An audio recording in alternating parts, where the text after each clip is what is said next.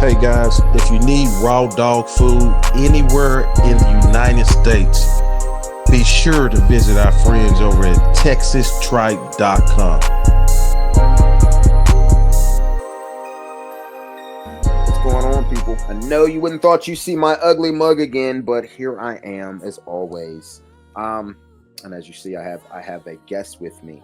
But before I let this man introduce himself and tell you a little bit about himself, just to let you know, January, because we're December, we're like coming to the end of December. So in January, you're going to start seeing parts of the history of the reptile trade drop slowly but precisely.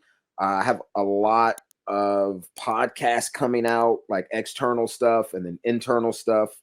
So be on the lookout for that. I've been busy trying to get things up and work this Instagram and this YouTube thing together and like try to, because everybody says I should take this shit more seriously. So I'm doing this for you guys, not for myself or for anything else. Everyone wants me. They keep saying do this, do that. When I don't want to do social media, they get mad. So I'm gonna keep pumping this shit out as long as you guys are watching it. I don't really have much else to say. So I'm going to let this man introduce himself, and then me and him are going to jump into what it's like, working in the veterinary setting and, all that good stuff that comes along with it. All right. What's up, everybody? My name is Justin. My Instagram is Vivid Scales.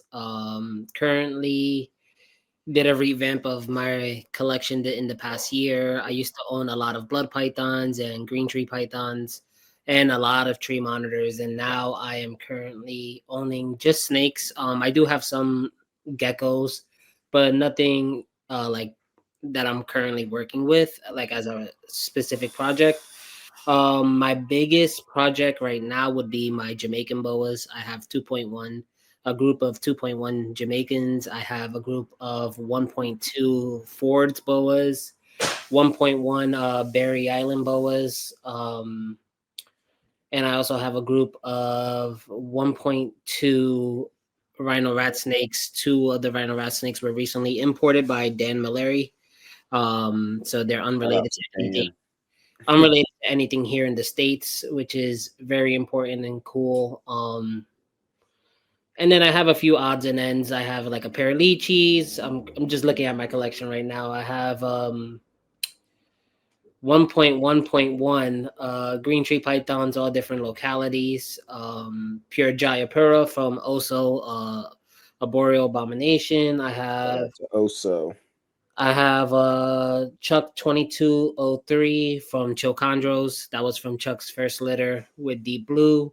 I sold him Deep Blue a couple years ago, and he gave me a free baby off of that clutch as a part of the deal, which I respect.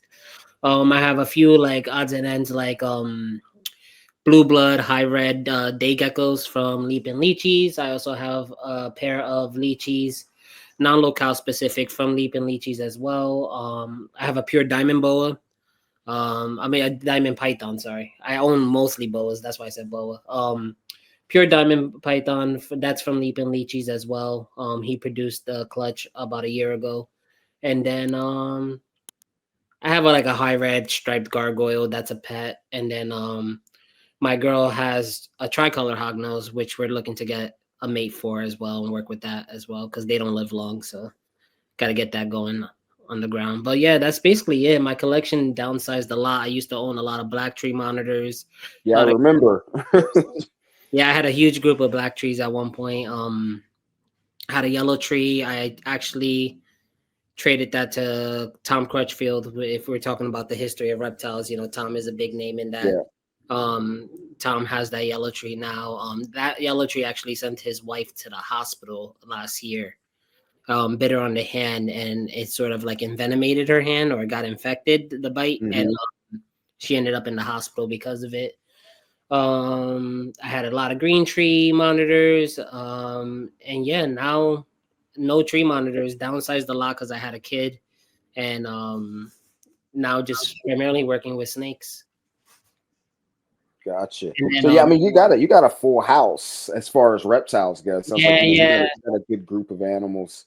Some things are pets, like the diamond python was gifted to me, so that's something that I will never get rid of. It's a pet, but my passion projects is the Chilobothrus complex, the West Indian Right.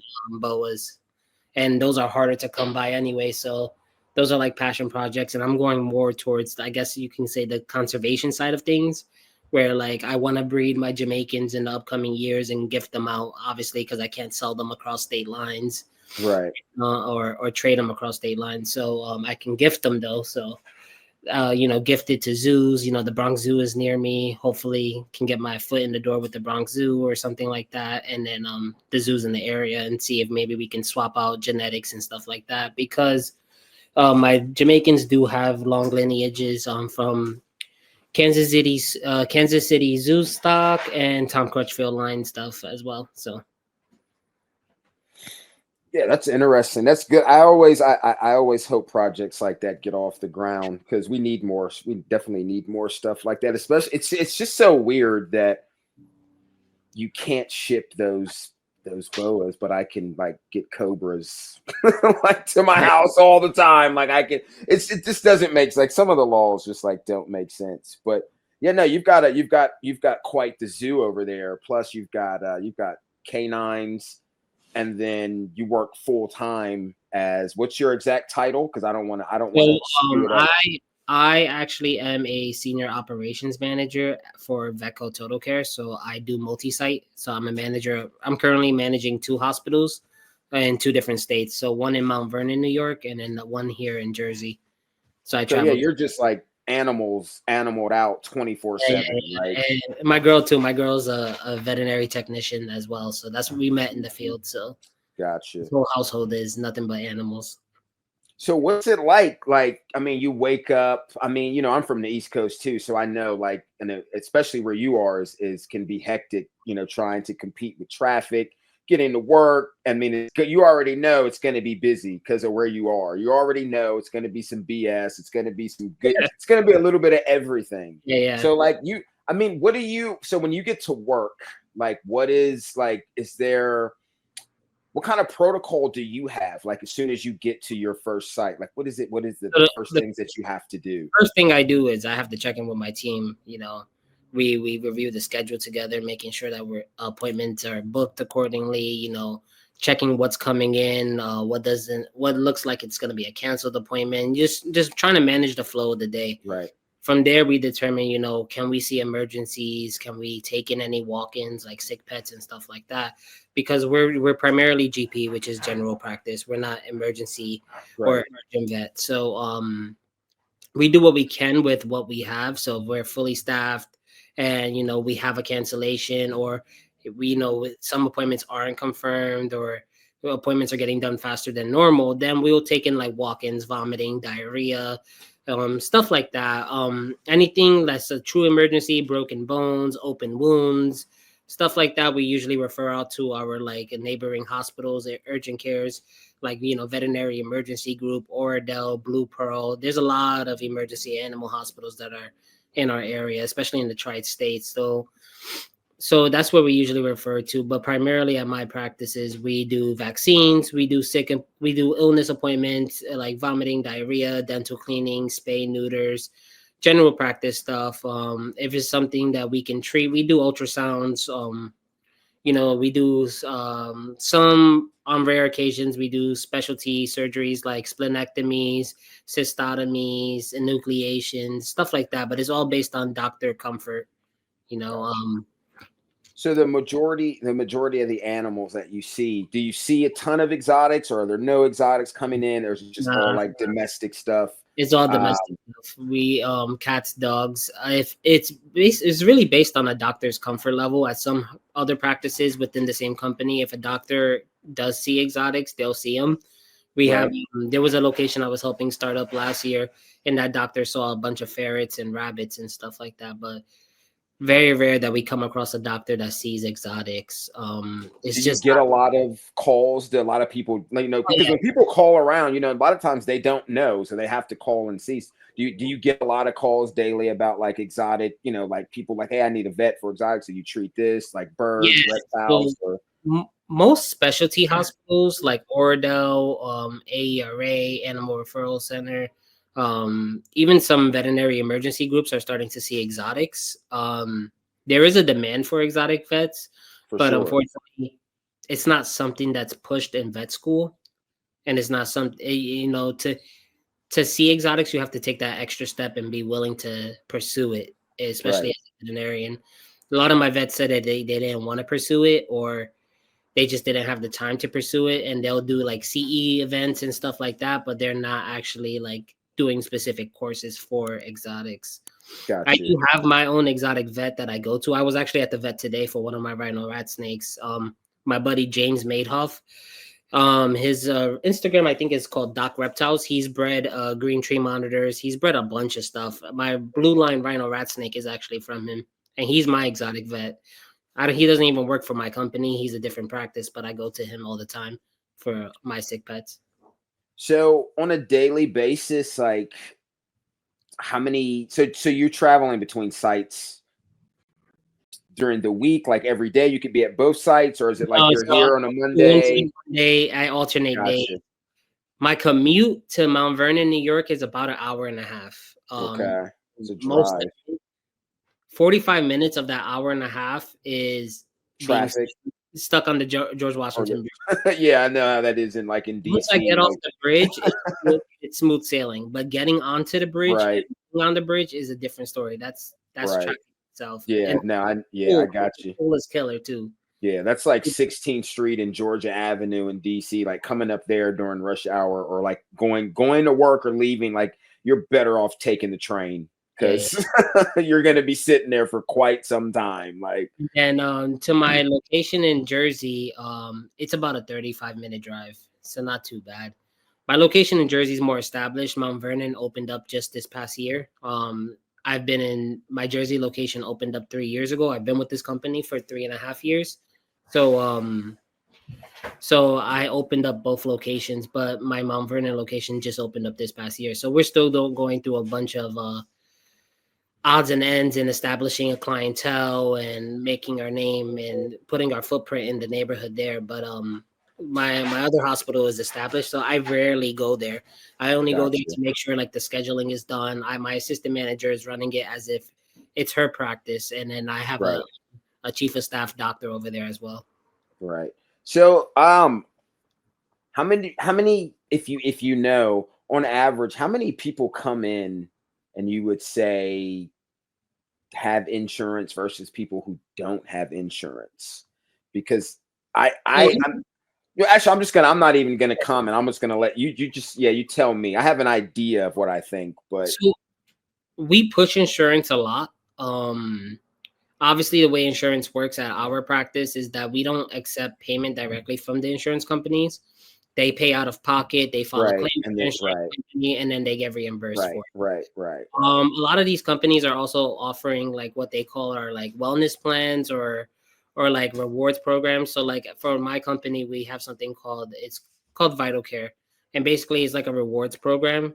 So it'll cover like an office visit, and then you'll get for every dollar you spend, you get like a certain amount of money and like Petco bucks back. But it doesn't cover like any vaccines or illnesses. But then we also offer packages, which are like preventative care packages. So for like a set price, you get these vaccines, you get a fecal, you get blood work, heartworm testing, all that stuff. That's all preventative care stuff. But for example, like my job also teamed up with Nationwide Pet Insurance. So like my dog is on Nationwide right now. For any injury, illness, and stuff like that. Right. Yeah. So I'm actually glad you said that, especially since you said that Nationwide, because Nationwide, still to my knowledge, is the only people that are offering some type of reptile insurance, even though it's not necessarily like conducive with large collections. It does exist. Yeah.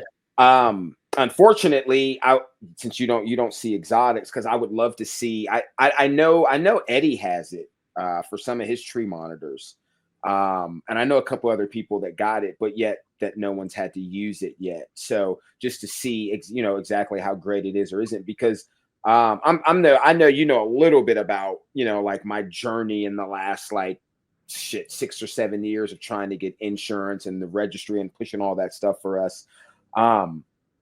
Which is a part of the reason I wanted to have you come on here, because one, the guys that do what you do, the vets and all that, like a lot of them, in my opinion, like you guys don't get enough recognition. Like Yeah. it's always like who's breeding this, who's got that, who's importing this. You know what I mean? Like, and that's cool, but at the end of the day, none of that shit matters without yourself and people like you, because whether you're doing dogs or frogs, it doesn't matter. Like someone, we need more of that. And the fact that, so it's like, the fact that it's like you said, that there is a demand for it, but yet it's not being supplied is kind of sad, because then that leads us to kind of take things into our own hand. And then you get a lot of faulty care and misinformation coming back into the community. So you said you have your own vet that does things for you, like reptile wise. Like how has that experience been? Like, what have you had to do anything? Has he had to do anything like major for you? Like So surgeries or treatments or anything? Like, how did that go? So one of the rhino rat snakes from Dan Mallory ended up with an RI. It could have been from the excessive travel and stuff like that, because they just came in about a month or two ago. Right. Brought it to my doctor last week, 2 weeks ago, for possible upper respiratory, because I saw it open mouth breathing. Brought it in. We started antibiotics on it, injections. We also did Panicure to deworm it just in case there was any intestinal parasites. And then about a couple days ago, I just noticed, I went to go do like a wellness check on it, change its substrate, and I noticed its mouth was swollen on the left side. And its eye was really swollen as well. And I'm like, what the hell? So I ended up making like a recheck appointment with James, my doctor. And today, actually, he was like, yeah, I noticed that swelling is there. He goes, but it doesn't sound like it has an upper respiratory anymore. I says, no. He's like, we believe it could have been like a secondary bacterial infection. So what we actually did was did a small incision on right behind the teeth, and actually pus came out. And immediately he applied some pressure, and eye swelling went down, the mouth swelling went down. Everything is looking normal now. We're hoping the snake also looks like it's in shed. So after a couple sheds, we're hoping everything goes back to normal. But small stuff like that I knew that I could have done at home, and I was actually thinking of doing myself at home. But just to be better safe than sorry, I get a second opinion from my exotic vet. And he's in New York. He's in upstate New York. And so he's about a 45-50 minute drive from me. But I'm willing to take that drive just for that experience. And the bill itself wasn't bad. That's what I was going to ask you. Do you feel the bill was fair as far as, I mean, think about it. Just in general. An office visit, small incision on the mouth, and then cleaning the mouth up and everything. It ran me $120. Oh yeah, no, doesn't get any better than that. When I was living in Colorado, because there wasn't a ton of that around, like even to get your dog's ears cropped within like a 3-hour radius, there was only one vet that did it, so they could charge whatever they wanted, and they did. They charged like $1,000 to do it. But yeah, the reptile vets that I heard about and I would talk to people, are like, bro, because they're so expensive. Like if you go, just be prepared to be spending like $500 or $600, like at least. Yeah, and so that's $100. Some practices are like that, but the reason they're charging that price is because most exotic vets are at specialty hospitals, like Red Bank. Right, where they kind of have to, because they really The office visit alone is $200, $300. Right. Fortunately, James works in a small hospital. It's not a specialty hospital, so you have to really look at your local hospitals and see. There's an exotic vet also by my other practice. He's literally maybe 5 minutes from my practice here in Jersey, and we refer to him a lot. If we get guinea pigs, ferrets, anything like that, we say, oh, there's an exotic vet down the road, just go to him. And he's well known in this area. His name is Dr. Stansel. And he works with a lot of the exotic pet shops around here as well, in treatment and stuff like that. And I believe he breeds reptiles and like aquatic stuff as well. Is this a kind of like heavy set white guy? I believe so. I think I met him in person once, and it was, I'm almost certain that's what he said his last name was, and he was a vet. Guy drove down. I had some Fantasticus for sale, like some years ago, and he drove down all the way down from Jersey somewhere. And when he got there, the thing had died. Like, so what happened? I had moved some stuff around in the enclosure, and then I forgot to put the branches back over the water dish. And so they hopped in the water dish and couldn't get out. And I had no idea because I went in there like I was in such a rush. And I moved it, and then he hit me up. He's like, "Yeah, I'm here." So he comes in the house, and I had a huge Presa Canario at the time, and he comes in the house, and we were talking for a little bit. I'm almost certain that might be who that was. And I went in there and opened up the enclosure, and I was like, "Fuck."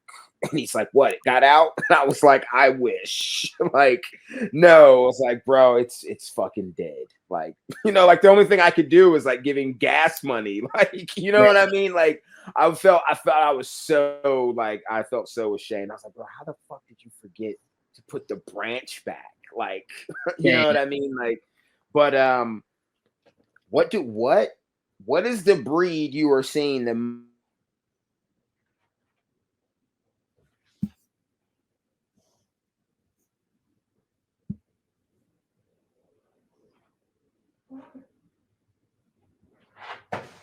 Hey, Rain, I think you froze. That's weird. Okay, there we go. I don't know what happened there. Back. So the breed I'm seeing the most in my field. Yeah, like coming in for whatever reason. It doesn't have to be something specific. Yeah, so I can tell you the top 3 breeds that we see the most. Golden Doodles, any doodle mix. Yeah. Labradoodles, any doodle mix. Frenchies. And then it's hard to say. Come on, American Bully. Come no. we get a good amount of American. I think it's died down a lot. I would say American Bully is the most neglected dog. Oh, for sure. For sure. There's so many of them now. It's like the ball python of dogs. Yeah, so I would say top 2 would be I would say Husky. We see a lot of Husky. Yeah. There's people get these dogs because they look like wolves, so-called, and then they don't know what they don't know the energy levels. They don't know how to treat them. And then most of the Huskies that come into vet med are just untrained like savages. They don't like to be restrained. They got to be sedated for everything. It's insane. But Golden Doodles and Frenchies. And a lot of these Frenchies are imported Frenchies. They're not even like U.S. bred Frenchies. They're coming from Mexico, Colombia, DR. People are flying them in and then reselling them or breeding them. Same thing with English Bulldogs. A lot of these English Bulldogs are coming from South America because they come in with all that paperwork and stuff like that, Yeah, it's definitely a lot of that stuff is going to change now when they implement this new law next year, the 6 month old law. I don't know when it's supposed to start exactly, and then like IATA just changed their shipping laws for like commercial shipping of animals and things like that. But it's supposed to now the dogs have to be 6 months old or older before they can get on a plane. So I mean, it's going to stop a lot of business. Yeah, it's going to, especially with certain breeds. Like no one's going to want a 6 month old Cane Corso or a Presa or or any dog along that lines at 6 months old. People are going to be like, "I'm good," and then they're going to opt for either buying trash over here or another breed or just nothing at all. So well, airlines and their guidelines are changing as well, which is making it near impossible to travel with a dog as well. I was going to say, well, they're trying to just cut it out, like unless it's like an emergency animal. For like example, they don't even. We bought I guess you could say like a half sister to my dog. Bought another Cane from the same breeder, but it was getting shipped out to my girl's boss's house in DR because he already has a Cane out there, a working dog. He has a Cane and a couple Rotties, I believe, and they're all working dogs. They guard like his property and stuff. And he wanted a female Cane, so we went and bought him a female from the same breeder down in South Jersey, Cherry Hill area, and we wanted to ship her out, and the guidelines was like she had to be under 20 pounds, Yeah, and stuff like that. So we had to choose the runt of the litter because all these puppies were well over 20 pounds. So we ended up having to pick the runt of the litter and ship her out immediately. So same day we bought her, she got vaccinated and everything. The next day she got her ears cropped, and then the next couple days after that, she was on a plane out of here with stitches in her ear and everything like that.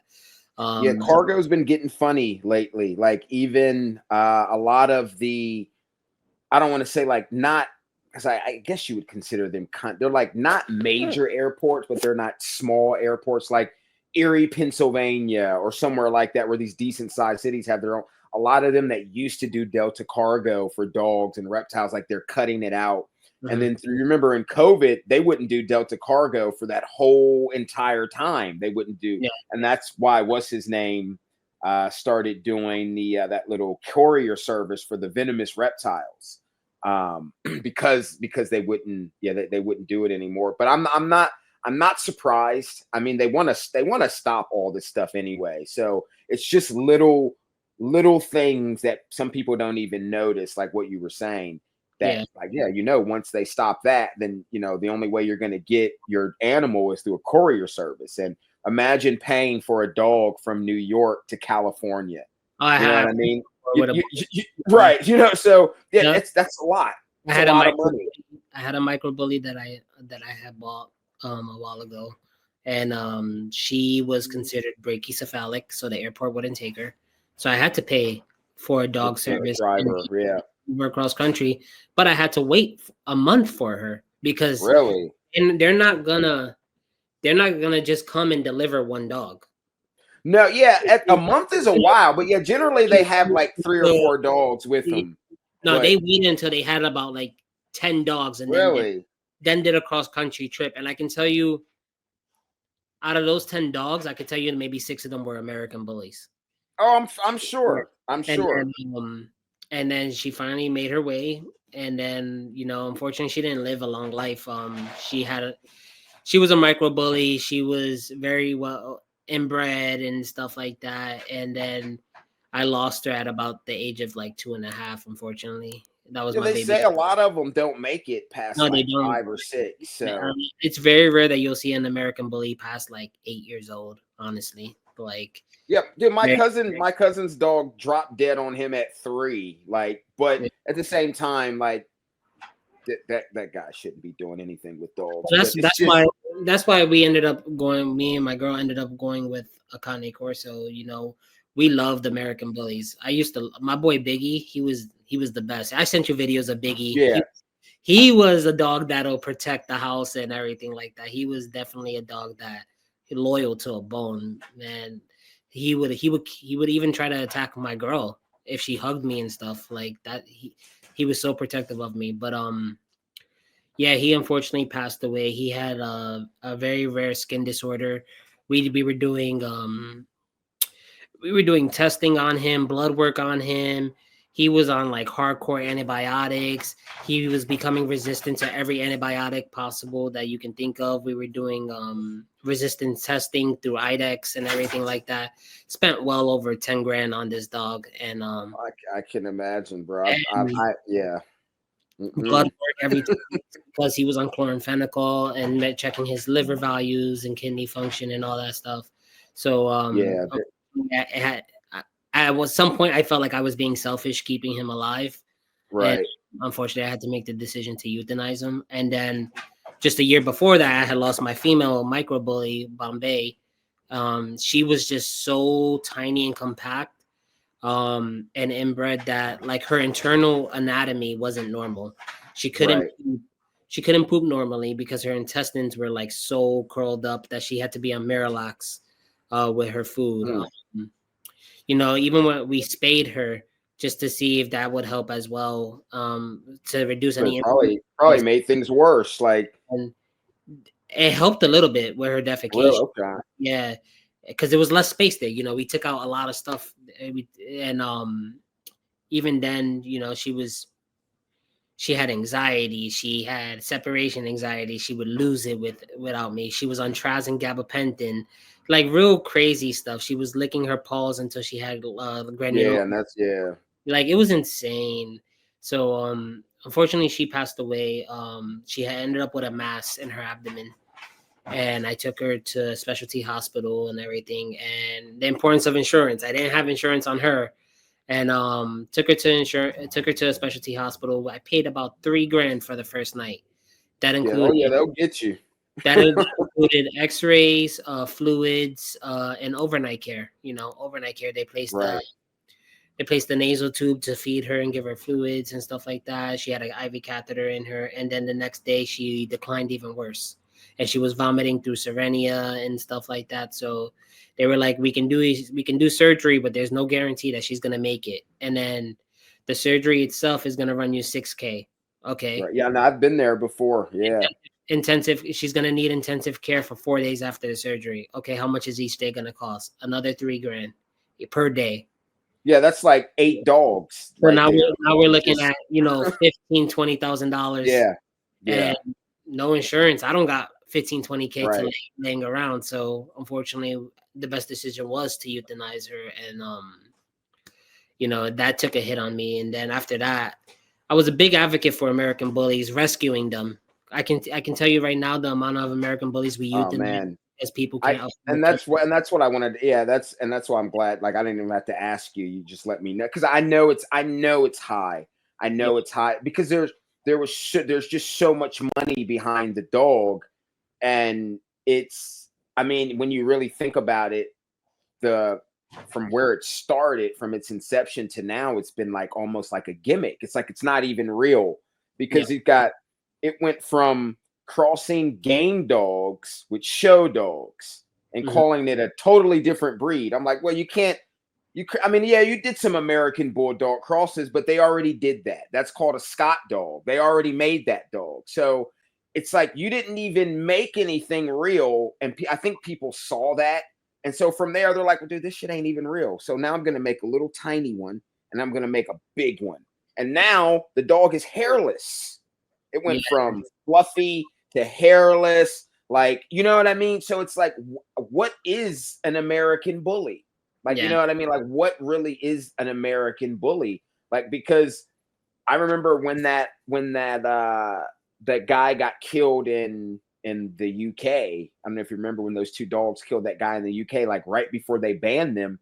And then Dave Wilson, the guy over the ABKC, comes out and he's like in such denial about the XL bully. And he's like, oh no, I didn't, that wasn't my plan. I didn't have anything to do with that dog. That was never my original plan. I'm like, yeah, bro, that may be true, but here's where you messed up. You created a registry and then you took those people's money. And now you're like, oh, I don't want nothing to do with you, but they made you rich. You can't do that. Yeah. So, like that didn't give them a good look. When the person who as far as anyone cares, you created those dogs. So now you're like, oh, well, that doesn't help when the person who runs the group is kind of like straying away. And then when I have a veterinarian and you're not the only one telling me like, no, bro, I've seen, and I know in the beginning, probably, I'm not saying the beginning, but let's say from like 2015 to like 2022, the amount of American bullies being bought, sold, born, coming in and out of vets was phenomenal, and not in a good way. Yeah. Like it was crazy, like because everyone had that. The price people were paying, including myself, was insane as well. So it's also the fault of the consumer as well, Oh yeah, for sure. Don't get me wrong. American bullies, a healthy bully, a healthy, correct. It's a good companion dog. It's a beautiful dog. Yeah, beautiful. You have that big blocky head. You have the cropped ears. You have that muscular build. But then you have that temperament where it's super friendly. It's a great family dog. It's a good companion dog. Yeah. Then people with the XLs, I seen a lot of XLs get into some issues at dog shows. Oh yeah. Well, it's a band dog, man. Those XLs are so mixed up. Like I've seen DNA tests on them, and it'll be like when you're running press up torso. Yeah, of course they're gonna have that. And you can't blame the dog for that. It's what Right. No, it's not right. It's definitely not the dog's fault. it's the same thing with where it goes back to me with people buying all these huskies. I can't tell you that I can get huskies for free if I want to, because the amount of people that are buying them, breeding them, and Yeah, I then didn't know that they were so popular like that anymore. I remember they used to be. I get so many clients that come in and say, "Oh, my husky just had a litter," because they don't believe in spaying and neutering, which is fine, but then they don't also believe in controlling their dogs. Right. So now they have a litter of 10 husky puppies. They can't move them. No one wants to buy them. So now they're giving them away Giving for them free. away. Now, yes, the next person's going to come take this dog because it's a beautiful dog, not understanding that it's For a a year, dog. right? For 6 Yeah. months to a year, then it's going to Yeah. end up on Craigslist Exactly. or on the street somewhere. Like we have a pack of wild dogs in my little mountain town. There's like 9 of them, bro. It's crazy. And they come out like, and they let you know that they're coming. Like they come Yeah. out and they're all barking and they're like raiding your porches and knocking over your trash. Like I let my dog out on them like all the time, bro. He's gotten a couple of them because dude, they're out like harassing old ladies trying to walk their dog. Like they're menaces, man. Like, but no, bro, it's what you're saying is the information. That's like, this is the stuff that I wanted to talk about. Even though this is a reptile thing, but I wanted people to hear you talk about the insurance and how you guys push forward in the time that you didn't have it and how that shit goes, because it also applies on the reptile end. Even though we don't have it to that extent, it is still available. But I think people need to really understand, like, why do you want to keep going to the vet? Like, I understand, like, it doesn't work for everybody, but I'm sure if there was a viable insurance that worked for your entire collection, and like me, I got venomous. So as soon as I tell them that, you think nobody's gonna insure that shit. You know what I mean? So it doesn't work for everyone, but I would love to get liability and health insurance and put this guy on my homeowner's insurance. And I know certain people have been able to do it with private brokers. But here it is, you have a vet, a operations manager at veterinary hospital telling you about the importance of insurance and how it works. And even in his own situation, like people, like we have been messing with these reptiles for too long, not to have some type of insurance. Plus the benefits to insurance are go so far, because if you're $100 million a year deep into an investment into plans, insurance plans and policies with whatever the company is, they're not gonna just let that money go away because of some ban bills that may be coming in, but they're gonna help you fight. That's a lot of money. Any real insurance company would, and we're not thinking about that as how can I say, just I guess just a simple way to put it is just like as a merger or an ally, using the insurance companies as allies. That's what dog people do. They use them. They've got so much money where the AKC can say, oh yeah, you get there, you're going to get a discount because we've registered so many dogs a year with Nationwide or State Farm or whatever it is. So insurance is definitely, it's got its, I can't really see too many drawbacks. It's not like, what is insurance? Like 10, 12 bucks a month for the dog on average? It's so a lot of these insurance companies, they go by breed. They'll ask you for the dog's information. They'll go by the dog's age as well. So if you get insurance when your pet is a puppy or your cat's a kitten or anything like that, it's going to be a lot cheaper than getting it enrolled as an adult or even a senior. A lot of things to do is that you want to get your pet under insurance immediately, because they will not cover pre-existing conditions. So yeah, exactly. if you went and bought an American Bully or Frenchie and all of a sudden you didn't get insurance when it was a puppy and now it's a year old and it has a skin infection or ear infection because they're prone to allergies, then you can kiss insurance goodbye, because now it's considered pre-existing, and anything moving forward that has to do with allergies, they will not. They're not going to touch it. Exactly. If your dog broke a bone, your dog could have broke its front right leg, and then you put it on insurance because of the bill that you faced in the past, and now it broke its back left leg. They're not going to cover that. Your dog already experienced a broken bone. They're not going to cover it. So it's best to do stuff before. Yeah, right. It's about planning is what he's saying. Get it before you need it. Yeah. So my company is partners with Nationwide, so I don't even pay for it monthly. It just comes out of my pay stub. So I Right. don't even know how much I'm paying for it. 'Cause I got MetLife. I think it's like $10. It was like 14 when I had 4 dogs on there, but still, like that's not a lot for yeah, 80%, that 80% back. that's very cheap because I know insurances like Nationwide for my American Bully, they were trying to charge me like $60 a month. Really? See, even Not Nationwide. I'm sorry, Trupanion. okay. Trupanion. So a lot of these bigger companies, they are more they're more ears to the ground when it comes to dogs' conditions and common conditions that dogs are facing, and they're upping their rates because of it. So if you have a Hmm. French bulldog, an English bulldog, or an American bully, your rate is going to be a lot higher than the person with a Chihuahua or poodle or anything like that. And see, now we could translate that. Now, if we did have insurance for reptiles that was already running and working, so that would basically be how the ball python and some of these other mutations would be treated, because any vet would know, well, like, bro, you're not going to convince a vet that albinism or a leucistic animal is healthy because by definition it is a disorder. So that has to be explained to the insurance company. So they're going to want to know, like, okay, wait, so you mean you've got like 500 types of one snake that comes in, because someone would have to really explain all of that to them for them to really understand and how to make their policies. Because if you think about it on the insurance end, like, well, we don't want to give you insurance on already sick animals because that's how they're going to look at it. It's like you said, that's a albinism. That's a pre-existing condition. We can't help you with that. You're, like, yeah, you may have paid $10,000 for that snake, but by definition, this is a skin disorder. But And I think the issue with insuring reptiles is one, the demand. Not a lot of people are inquiring about it. no, unfortunately, they're So not. if there's not a good amount of inquiries, insurance companies are not going to see the value of doing it. Then two, the emotional value. People connect with dogs and cats Exactly. a lot more emotionally than a reptile. It's sad to say because some people do really emotionally connect with their Hmm. reptiles. Yeah, your average person Some isn't. people, Yeah. yeah, the average person is not going to say, "Oh my god, I love my snake so much. I can't live without my snake."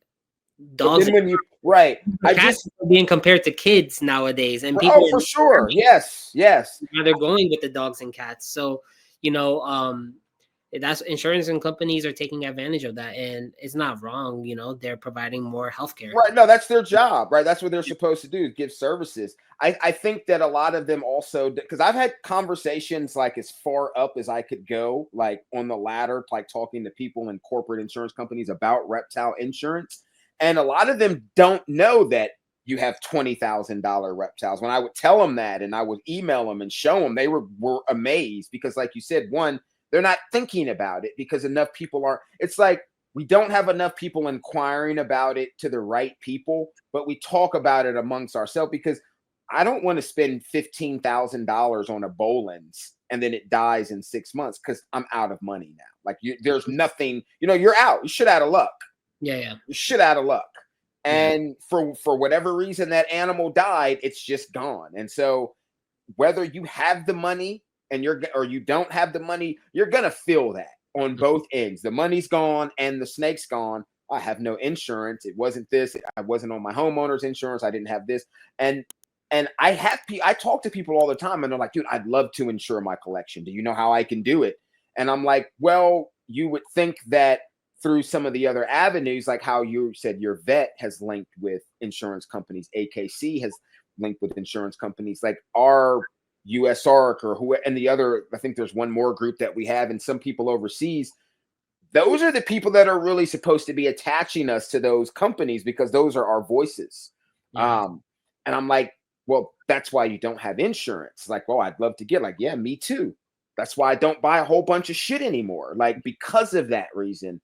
But then when I tell people about it, and I'm like, oh, Nationwide does offer insurance. It's $12 for snakes, $13 for lizards, and this is what it is. That's how it works. For the hobbyist, that's great. And I know a few people that got it, but yeah, your average person is like, and then I'm out of luck. It doesn't work. I'm telling you about insurance and I can't even get it on my shit. Mhm. You know what I mean? And I'm pushing for it at the same time. Yeah. So But I mean, but then in the UK, they have to have liability insurance. You know what I mean? And they have other avenues. It's rumored that they are working on what we're talking about right now. So they are understanding the need that it is important to have liability insurance for yourself, for people in your home, and then stuff for your animal at the same time. I want to, you're probably, everyone's going to be asking everybody this question. I've been asked this question like 30 times this week. This documentary coming out supposed to be with like Tom and Tyler. Someone said Chandler. I don't know if that's true, if Chandler's going to be on there or not. But, when people start talking and information starts getting jumbled up. But what do you think about this documentary that's coming out? What do you think? What is from the other two that he's done? We already know it can't be great. But what just spitball? What do you think is going to be said, or because none of us really know? Mm-hmm. I mean, they've already done like documentaries on Tom, and I really look up to Tom. I did a lot of stuff that I have came from Tom's history. A lot of the West Indian bows, Tom was the one bringing them in back in the day, and a lot of this stuff he's been breeding for over 30 years. I respect Tom. I have no judgment towards Tom, and what was done back in the past was the way things were done. You get me? Right. For example, when Brian Barczyk was alive, people talked the most shit about him. But yet he was a pioneer, and he was a pioneer, especially to the YouTube game and reptiles. Oh yeah, for sure. And I respect Brian. I grew up watching Brian. I grew up watching Snake Bites TV, him and Chewy and all the OGs YouTube. I grew up, looking up to Tom Crutchfield, and now I have his personal number on my phone, and we text back and forth. There's a lot of people I've met along the way as well. My reptile mentor, his name is Guy Montecalvo. He's my monitor mentor.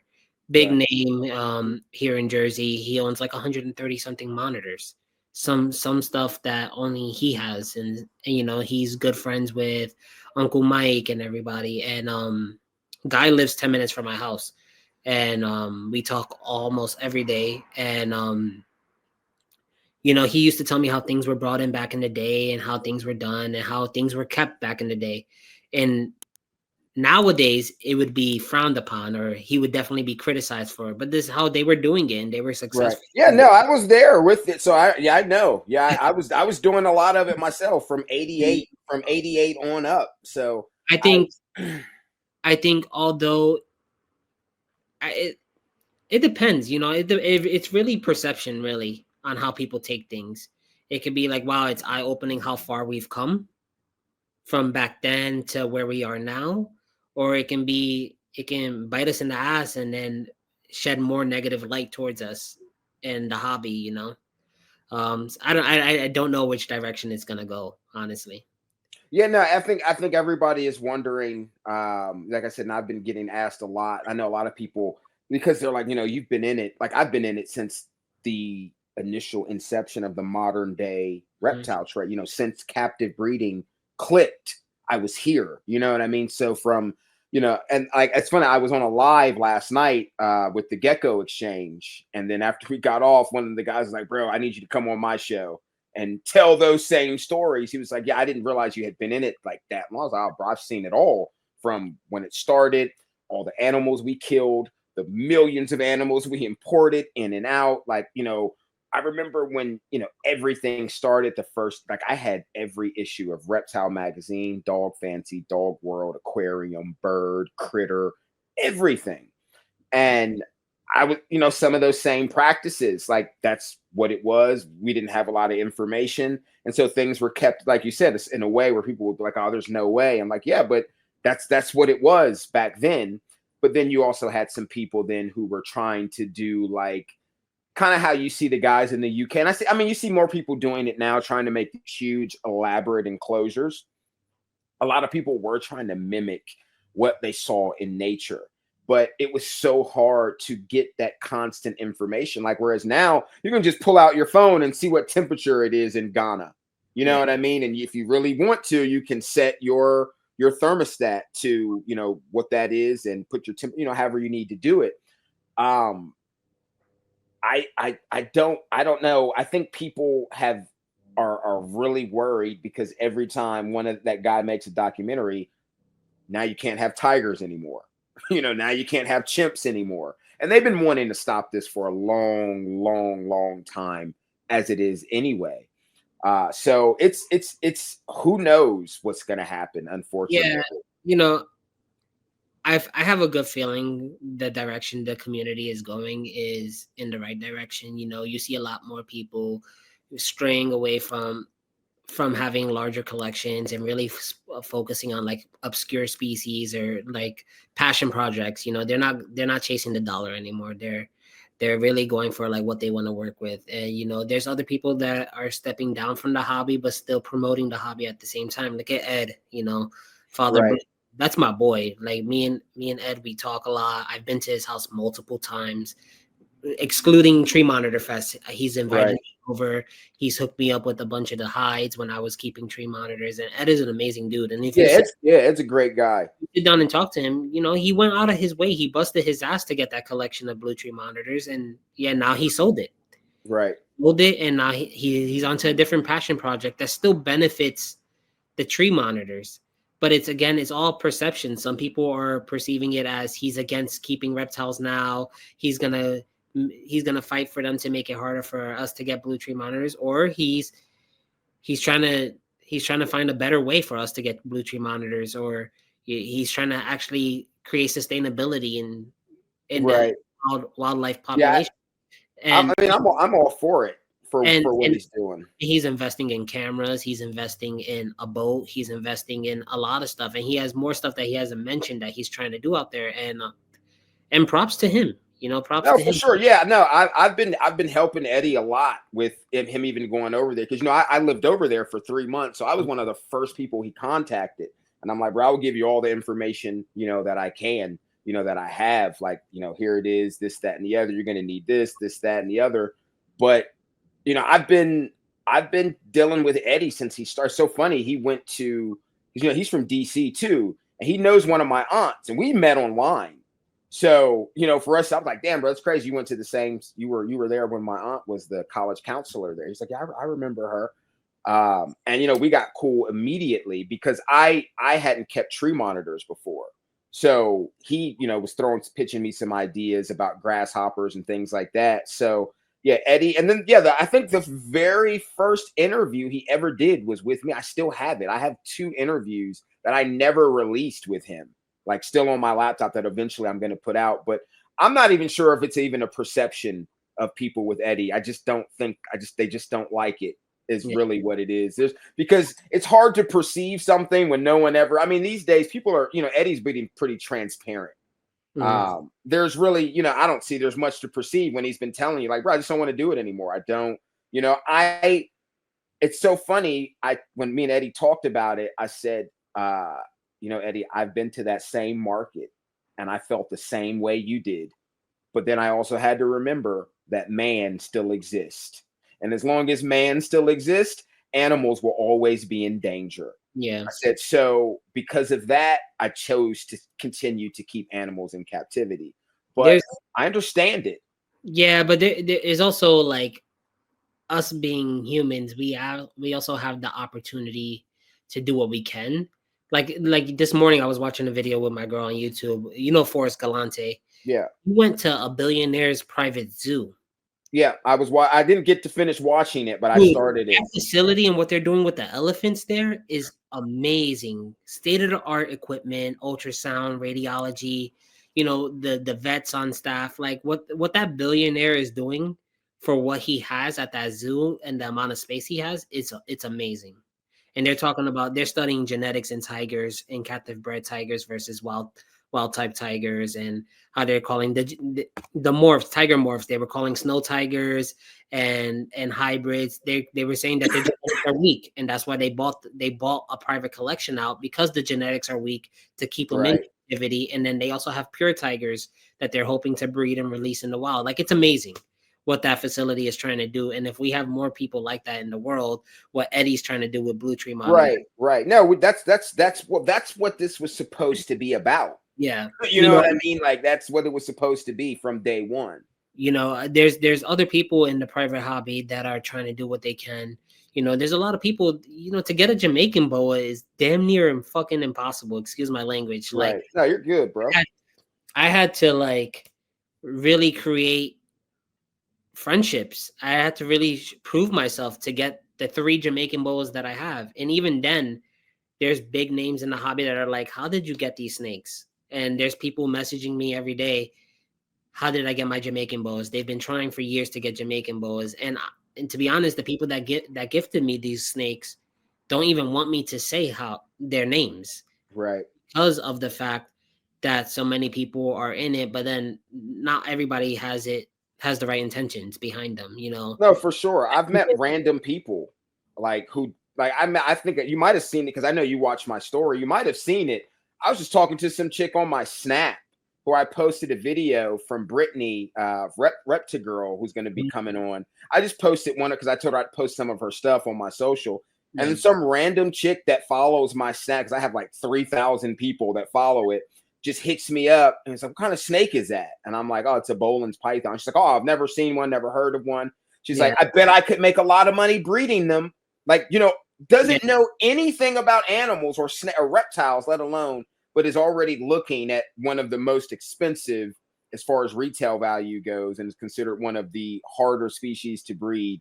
And, you know, this is like a nobody. Like, oh, I bet I could make a ton of money breeding them.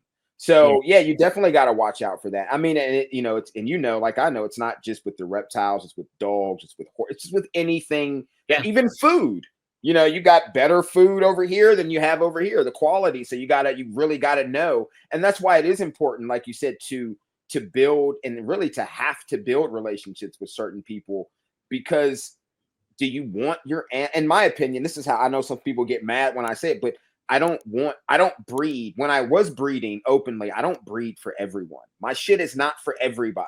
You know, like everybody doesn't need a Presa and everybody shouldn't have a, and just like with a Corso or a Jamaican boa or a Cobra, like there's certain people that should have certain things, and you got to know what your fucking lane is and stay in it, because when you don't and you get in trouble, that affects all of us. Oh, absolutely. You know what I mean? And that's why a lot of people really gatekeep these Puerto Rican, Jamaican boas. A lot of people gatekeep where they get them from or what they're doing with them in the future. You know, there's people I've seen that have litters of Jamaican boas and stuff, and they won't gift them. They'll keep the whole litter, or they're working with zoos behind closed doors and stuff like that. And they won't break for anything as to where they got them or how they got them, because if it ends up in the wrong hands, or if one ends up selling across state lines and it's found out, or stuff like that, people get in trouble, and it's not worth the risk. It really is not worth the risk. And that's why like these snakes are like a passion project, and I owe it to the person that gifted the pair to me. I have, like I said, I have 2.1, but I owe it to the person that gifted me a pair to do right by them. Right. And they said it. They said, you know, he's sold me a lot of other snakes, a lot of other Chilibotheris, complex snakes, you know, like my Fords, my Berry Islands, all that stuff. So, you know, I owe it to him to do right by it.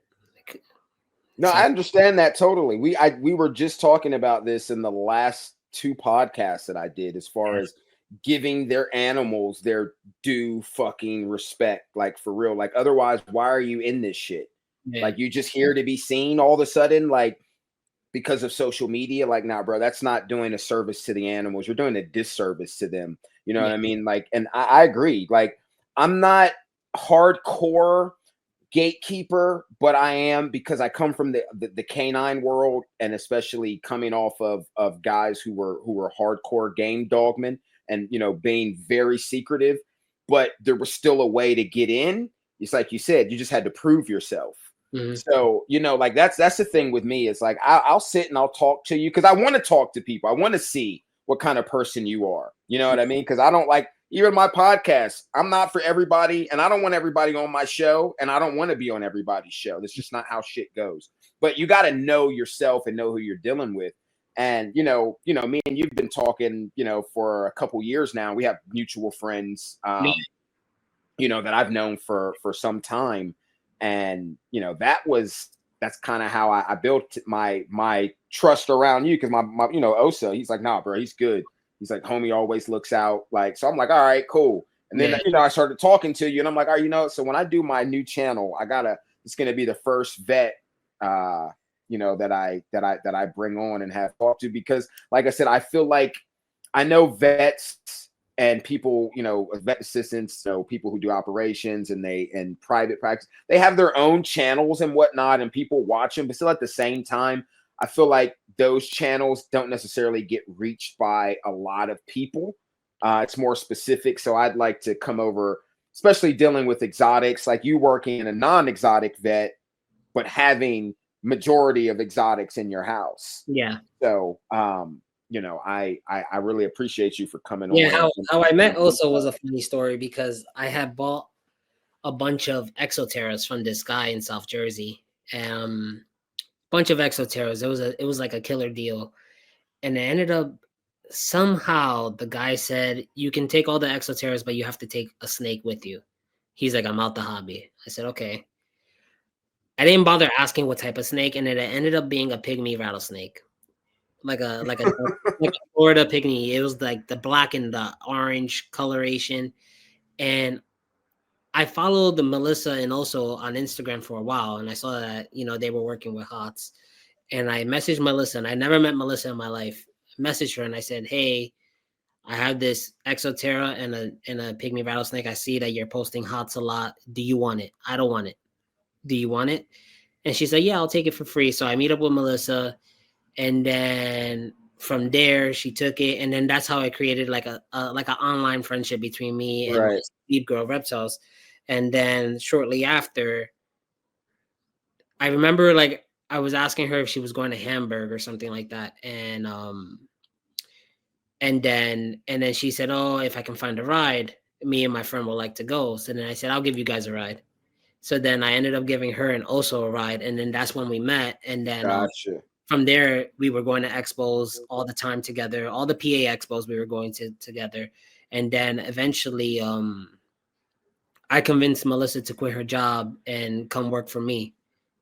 And now she's one of my technicians at the hospital, and she's developing her skills in veterinary medicine, and she wants to take those skills and then push it towards exotics at another place or other company, which is what I hope she succeeds in, and she's been doing great in the field herself, learning a lot. And then that's how the connection went. And then from there, me and Melissa became very close, because, we see each other almost every day. Right. Work. And then, and me and also has kept in contact. I have one of his snakes here that he's produced. And it's that's my man. I've been friends with him for a while. Yeah. 2 of Oso snakes I got for him. That one mystery blue one that he has, I think he calls it like Azul. I can't remember. I don't know what he calls it, but that one. And then I think the other Aru that he had that was like a high white, I think it died on him. Yeah. But that's my homie, man. And Vinny, I think you linked up with my man Vinny too. Dude, that's my brother, bro. Like that's I met VC Reptiles Vince through Oso. Yeah, because Vinny told me, he was like, yeah, no, he came and got some cages from me or something like that. And I was like, yeah, that's fine. I was like, yeah, no, dude's cool, man.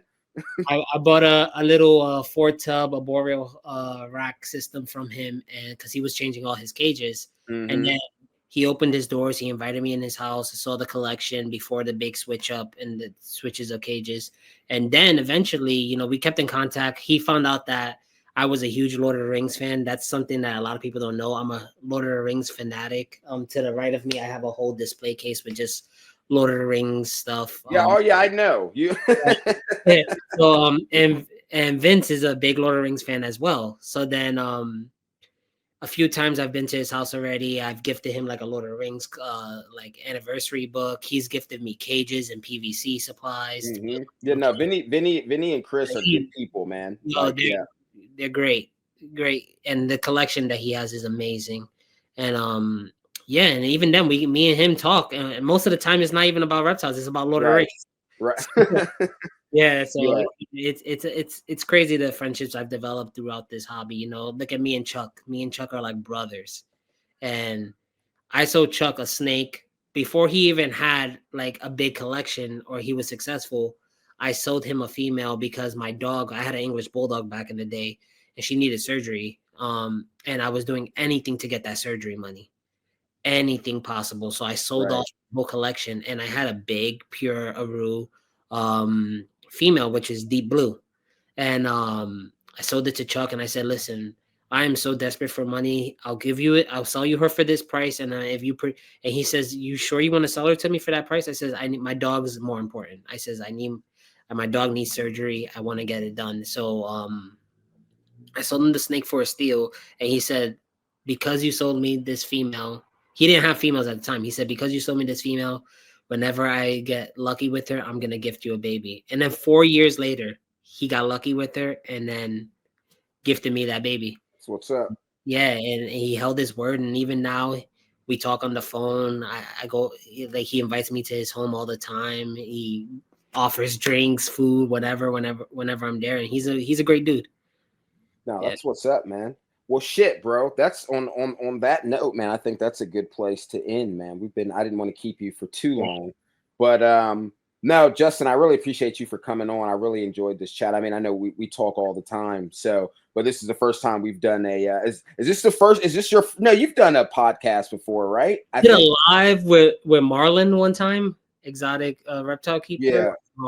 I did a live with him one time. That was like my first live ever. But we were just talking like green tree monitors and GTPs. But this is like my first like a podcast. Yeah, no, bro. No, when you come on with me, they already know what it is. If you see me on, you come on my show, bro. That's just some real shit going on over here. No, I appreciate you for coming on. I've been trying to put this together for a while. Like I've got a whole list of people.